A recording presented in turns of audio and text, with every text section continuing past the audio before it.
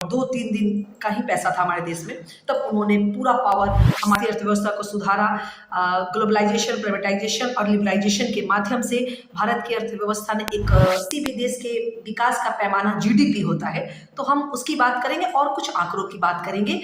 जैसे कहते हैं कि गॉड प्रॉमिस हम सच बोला है, हमको तुमसे हो गया है प्यार, क्या करे।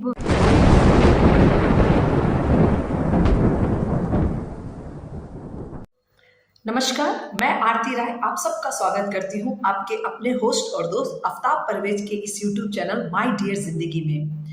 ऐसे तो आप सब जानते हैं कि मेरा ताल्लुक भारतीय राष्ट्रीय कांग्रेस की महिला कार्यकर्ता के तौर पे है, और आज मैं अपने इस वीडियो में 2-3 दिन पहले भारत के प्रधानमंत्री नरेंद्र मोदी जी ने अपने कार्यकाल के 10 साल पूरे किए और बहुत जल्दी हम सब चुनाव में जा रहे हैं, आम जनरल इलेक्शन 2024 में जो होने वाला है।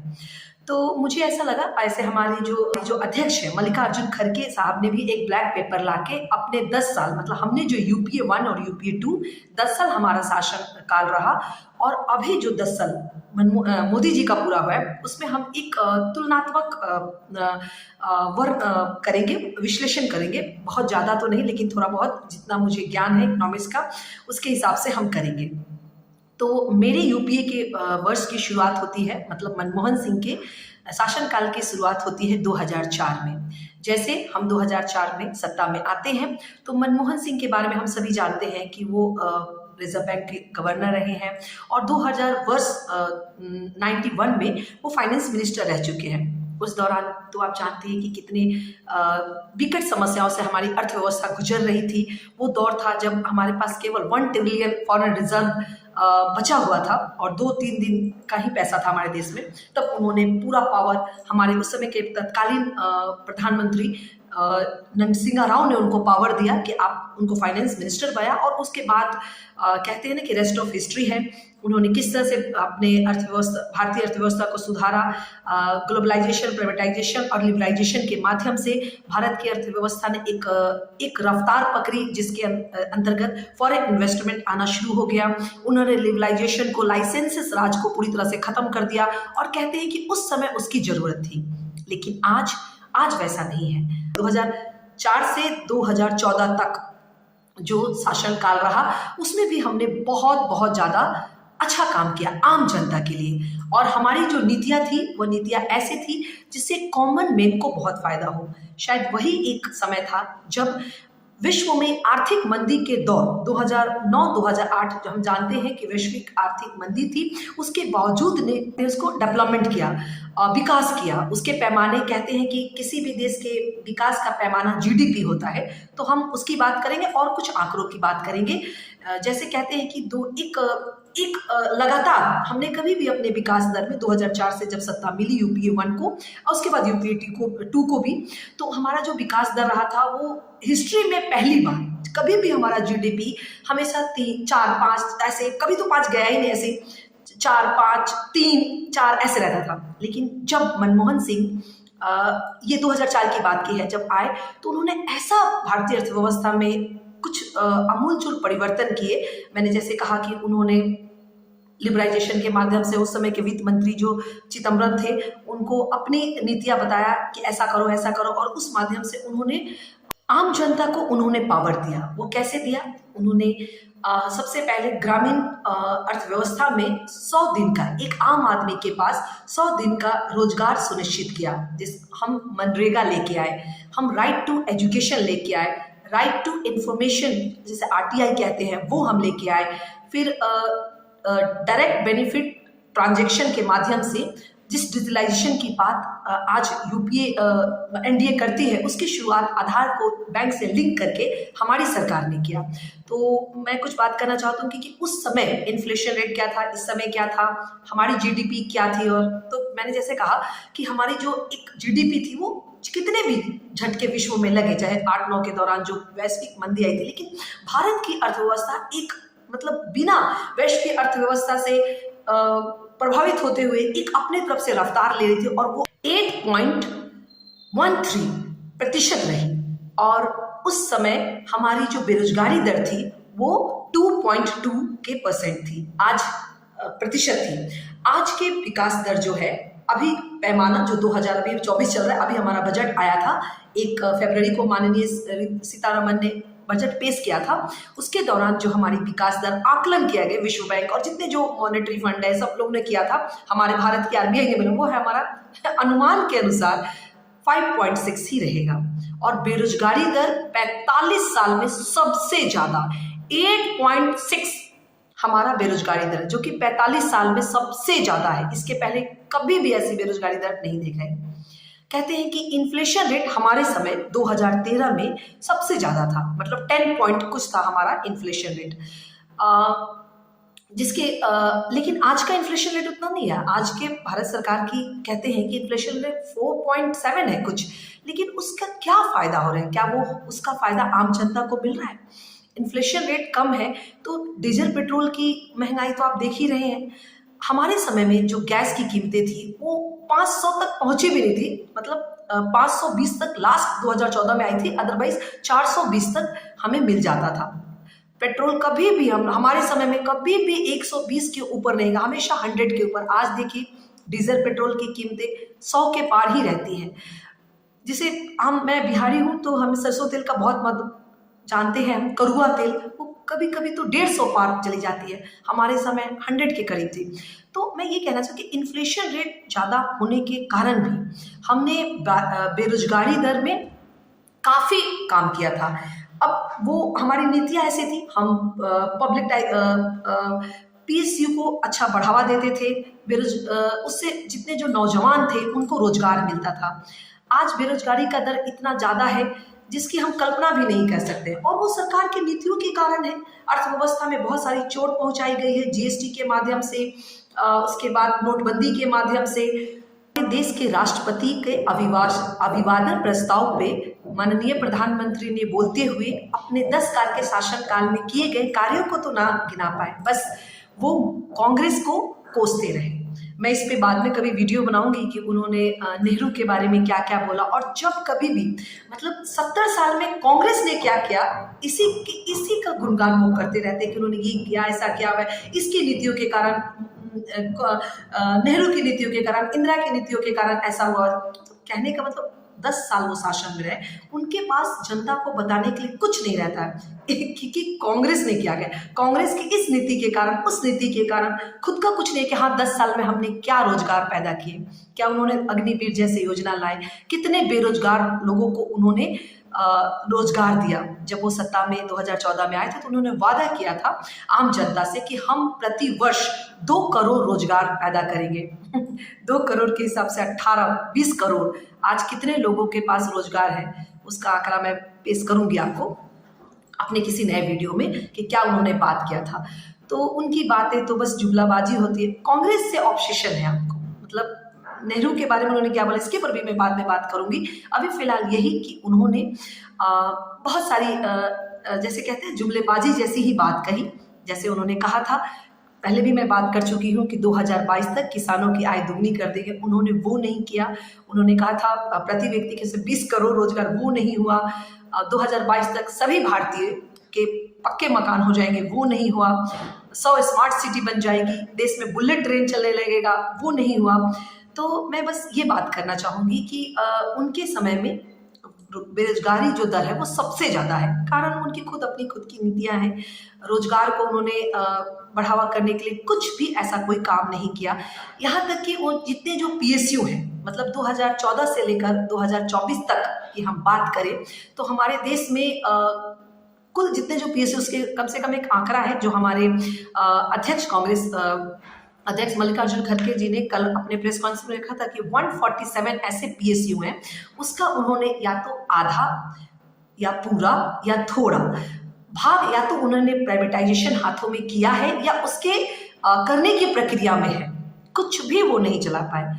और ये जब देश की आज़ादी के बाद जिस नेहरू को वो कोसते हैं, उस नेहरू ने इसलिए बनाया था, ये जो पीएसयू था इसलिए बनाया था कि देश की संपत्ति में देश के लोग काम करें और उसका लाभ हमें मिले। एक बात हमेशा कहते हैं कि कांग्रेस, भक्तगण भी कहते हैं कि कांग्रेस ने 70 साल में क्या किया, तो मेरा ऐसा करना है कि बेचो और लूटो के नीति के तहत जो हमने किया 70 साल में, चाहे वो भेल गेल सेल जो भी सरकारी संपत्तियां हैं, चाहे वो DRDO हो, इसरो हो, ऑर्डिनेंस फैक्ट्री हो, बैंक्स हो, रेलवे हो, इंफ्रास्ट्रक्चर हो, नवरत्न महारत्न जो कंपनी है, ये सब कांग्रेस ने बनाया और आज अपनी नीतियों से वो बेचों की नीति अपना है। यही है उनकी नीति कि कैसे कितने कम दामों में सरकारी संपत्तियों को अपने पूंजीपति दोस्त अंबानी और अडानी को दिया जाए औने पौने दाम में। कुछ नहीं, क्योंकि वो कैपिटल ही नहीं इसको चला पाने में। जब हमारे पहली बार 2004 में सरकार बनी थी तो उस समय चूंकि एक सत्ता के पद पे जो प्रधानमंत्री आसीन थे वो खुद इकोनॉमिक्स थे, उनको बहुत सारा नॉलेज है। तो मैं तो ऐसा नहीं कह सकती कि कोई ऐसा अभी के फिलहाल के, वो तो चूंकि भारत के बहुत ही बड़े अर्थशास्त्री थे जो सत्ता के शीर्ष पे थे और तत्कालीन उस समय के वित्त मंत्री के साथ मिलकर उन्होंने काफी अच्छा काम किया। जैसे उन्होंने इंडस्ट्रियलाइजेशन को बढ़ावा दिया, उन्होंने फॉरेन इन्वेस्टमेंट को बढ़ावा दिया, लिबरलाइजेशन के तरफ हम गए, सारी चीज़ों में सहूलियत लाया कि कैसे विदेश की कंपनियां हमारे यहाँ आके काम करें। उससे उन्होंने सरकारी जो थे, आप कल्पना कीजिए, बहुत तो इकोनॉमिक्स छोटी छोटी बातें मैं करना चाहूँगी कि जैसे जो रेलवे थे, हर साल रेलवे में बोर्ड के माध्यम से, जैसे 14-15 जो भी बोर्ड्स है वो अपनी अपनी भर्तियां निकालते रहते, हर साल लड़के उसमें जाते रहते।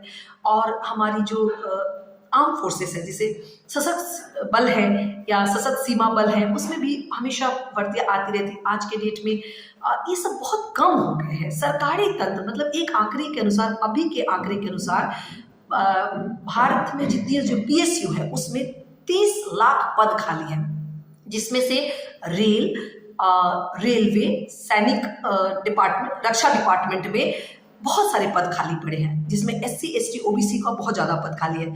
ये तो वो करते नहीं हैं, जिससे हम थोड़ा सा बेरोजगारी दर को कम कर सकते हैं। शायद यही कारण है कि 45 साल में सबसे ज़्यादा 8.65 के करीब है, जो कभी भी नहीं रहा। ये सब सरकार की गलत नीतियों के कारण ही है। और महंगाई के फिर क्या कहना, मतलब ऐसा वो कभी भी ये नहीं वो पेश कर पाते हैं अपने 10 साल के शासनकाल में, या कभी भी बता पाए कि हम कैसी नीतियां लाएंगे जिससे बेरोजगारी को कम करेंगे, महंगाई को नियंत्रण करेंगे और मौके देंगे। बस आप कह दीजिए तो सपने दिखाने का काम। जैसे आने वाले उनका टारगेट था कि 2022 तक ही हम भारत के, कहते हैं कि भारत जो है विश्व की तीसरी अर्थव्यवस्था बन गए। एक अनुमान के अनुसार, जिसकी वो बात करते हैं ना तीसरी अर्थव्यवस्था, उनका कहना था कि 2022 तक हम भारत को 5 ट्रिलियन की इकोनॉमिक बना देंगे 2022 तक। लेकिन आपको मालूम है ये 2024 आ गया। आज हमारे देश की अर्थव्यवस्था की क्या हालत है? आज हमारे देश का टोटल 3.7 ट्रिलियन की अर्थव्यवस्था है। ये कहने की बहुत दूर की बात है कि हम 5 ट्रिलियन की। और उन्होंने इस बजट में एक और सपने, मैं पहले भी बात कर चुकी हूँ, एक और सपने बेचा और उन्होंने कहा कि अब 5 ट्रिलियन तो नहीं हो पाया तो छोड़ो, अब क्या करते हैं। अब उन्होंने कह दिया कि हम 2030 तक आने वाले, उनको लग रहा है 2024 का चुनाव वही जीतने वाले हैं, तो उन्होंने एक सपना और दिखा दिया भारतवर्ष के लोगों के साथ कि 2030 तक हम भारत को 7 ट्रिलियन इकोनॉमिक बना देंगे।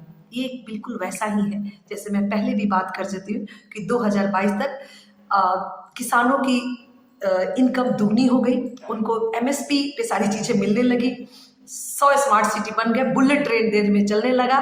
बहुत सारी बातें हैं कि उस तरह से ही है। यहाँ तक कि उन्होंने तो राजधानी और शताब्दी को अच्छे से ना संचालित करके एक अपना वंदे भारत ट्रेन चलाया उसी तर्ज पे। उसका टिकट कितना आपको मालूम है?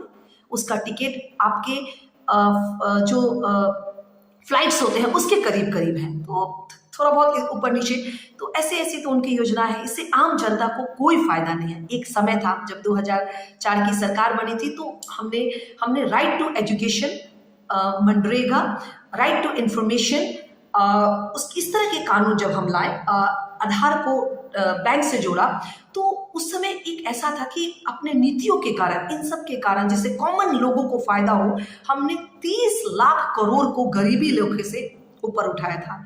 और चूंकि हमारे 2020, 21, 22 के दौरान कोविड था, तो उसके कारण जो है 23 करोड़ लोग फिर गरीबी रेखा से नीचे चले गए। इसमें केवल कोविड और ये इसका रीजन नहीं है, ये हमारे अंदर से जो झटके हमारे अर्थव्यवस्था को लगे थे, चाहे वो GST के माध्यम से, नोटबंदी के माध्यम से, ये उसमें मूलतः शामिल है। तो रोजगार को बढ़ावा करने की वो बात करते, महिलाओं को सशक्त करने का बात उन्होंने जैसे कहा कि, लेकिन आपको मालूम होना चाहिए कि महिलाओं को सशक्त करने में महिलाएं भारतीय अर्थव्यवस्था का पार्ट्स बने। अब कैसे बनेंगे इसका तो कुछ उन्होंने कहा। सबसे ज़्यादा फीमेल जो पार्टनरशिप थी हमारे अर्थव्यवस्था में वो 2005-6 के दौरान 32% था। अभी तो वैसा कुछ नहीं दिखता है। तो ये सारी चीज़ें हैं, मैं इस पे आज बात करना चाहती थी कि इस तरह की वो लाते हैं। हमारे 10 साल और इनके 10 साल में आप थोड़ा कंपेयर कीजिए कि उस समय एक रफ्तार से हमारी जीडीपी बढ़ रही थी।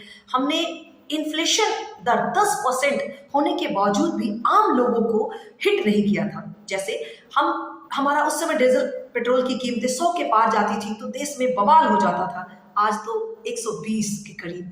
कभी भी हमने गैस सिलेंडर का जो कीमत है वो 500 के पार नहीं होने दिया। आज अभी थोड़ा सा चुनाव को देख के 3 राज्यों में चुनाव थे तो उन्होंने 1000 रुपए तक लाए हैं। 1000 रुपए, सोचिए एक आम आदमी की क्या हालत हुई होगी। बजट ऐसा हो कि अगर कोई एक आम आदमी 500 रुपए कमाता हो तो कम से कम वो 300 रुपए में अपना घर चलाए और 200 रुपए वो सेविंग करो। लेकिन इस महंगाई के दौर में उसकी कल्पना करना बहुत दूर की कौड़ी है। तो मैं ये कहना चाहती हूँ कि चुनाव आने वाला है, हमारे 10 साल और मोदी सरकार के 10 साल को कंपेयर कीजिए। हमारे इन्फ्लेशन के रेट हाई होने के कारण भी देखिए कि हमने कैसे अर्थव्यवस्था, आम आदमी को हमने कितना पावर दिया था।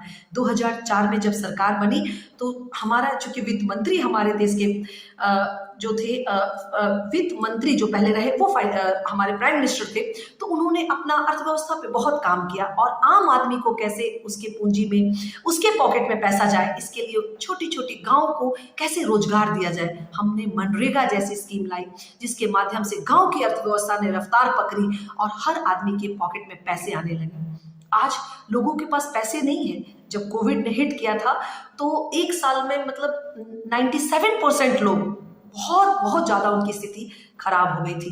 इस 10 साल के में मतलब अमीर और गरीब के बीच आंकड़ा इतना ज़्यादा बढ़ा है कि जिसकी कल्पना नहीं की जा सकती है। हमारे देश का एक आंकड़ा है कि हमारे देश में 70% संसाधनों पे जो कब्जा है वो देश के मात्र 5% लोगों का है और 30% जो बचता है उसमें हम पूरे 50-60% है। इसको हमें कम करना है। आयात और निर्यात का भी जो अंतर है वो बहुत ज्यादा बढ़ चुका है। योजनाएं ऐसे हो, अब देखिए इस सरकार ने क्या किया है, कॉर्पोरेट टैक्स को कम किया है। सोचिए, कॉर्पोरेट टैक्स को कम किया है, मतलब गरीबों पे टैक्स बढ़ा है। जीएसटी को लगा, अगर दूध में, दही में, हर तरह के किसी भी सामान को आप खरीद लीजिए उसमें आपको सरकार को स्टेट जीएसटी, सेंट्रल जीएसटी देना पड़ेगा। दूध में, दही में, कपड़े में, लता में, मतलब एक आम आदमी भी टैक्स, जो कोई भी हम सामान खरीदते हैं वो जीएसटी से लाके इस सरकार ने किया है। हमारी जब सरकार आई थी 2014 में तो हमने सेल टैक्स, जो कॉम्प्लेक्स टैक्स था, उसको हटा के हमने जो है एक वैट लाया था। हालांकि जो बड़े बड़े इकोनॉमिक्स है उसके ऊपर भी बहस करते हैं कि भारत जैसे गरीब देशों के बारे वैट टैक्स, जो वैट था वो नहीं होना चाहिए, वो भी एक तरह का टैक्स है। और इन्होंने जीएसटी लगाया छोटे छोटे सारे सामान पे, जीएसटी के माध्यम से बहुत ज़्यादा। हालांकि अभी भी जो सरकार के इनकम का जो स्रोत है वो दूसरे देशों से पैसा लेना ही है। 17% शायद हम जीएसटी से लेते हैं, 17%, 18% हम जो टैक्स लेते हैं, इनकम टैक्स, उसके माध्यम से हमारी सरकार कमाती है।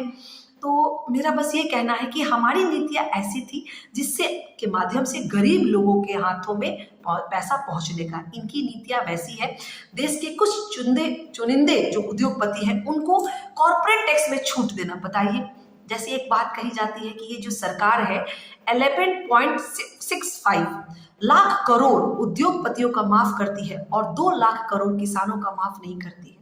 और कहती है इन्होंने कितनी बड़ी मुंह खाई थी जब 3 कृषि कानून को वापस लेना पड़ा था। अगर वो लागू हो जाता तो एक जो कृषि था वो बचा हुआ था। जैसे हर तरह को इन्होंने तबाह किया है, 2 करोड़ रोजगार नहीं दिया।